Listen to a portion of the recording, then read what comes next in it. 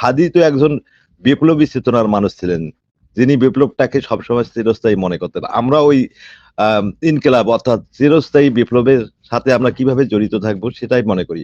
আজকে আমরা হয়তো জামাতে ইসলাম করতেছি, জামাতে ইসলাম কালকেই কিছু খারাপই কাজ করবে, আমরা সাথে সাথে জামাতে ইসলামকে বাদ দেবো।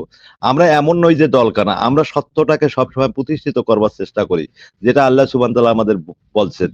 সত্যের জন্য আমরা আজীবন সংগ্রাম করবো। এখন যদি বিশ্বের অন্য দেশগুলানকে দৃষ্টান্ত হিসেবে তুলে ধরা হয় যে বাংলাদেশ কিছুই করতে পারছে না, না, আমরা নীতি নৈতিকতার ভেতর দিয়ে, ধর্মের ভেতর দিয়ে অনেক কিছু অর্জন করতে পারি।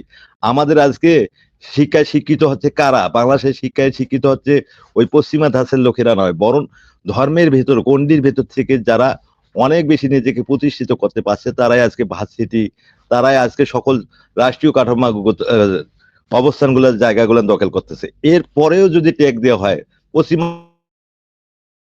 তখন দেখবেন যে বিএনপি আওয়ামী লীগ দুটা দলেই প্রায় জেরোর দিকে যাবে, এবং আমরা যারা ইসলামের প্রতি আমাদের আসক্তি, আমরা আস্তে আস্তে ওই আমাদের দেশপ্রেম বলেন, ভারত বিরোধী বলেন, সব দিক থেকে আমরা উন্নত হব। আর এর কারণেই আপনাকে অনেকদিন আগেই বলছিলাম মনির ভাই, দুটা দলেই পরাজিত হতে যাচ্ছে।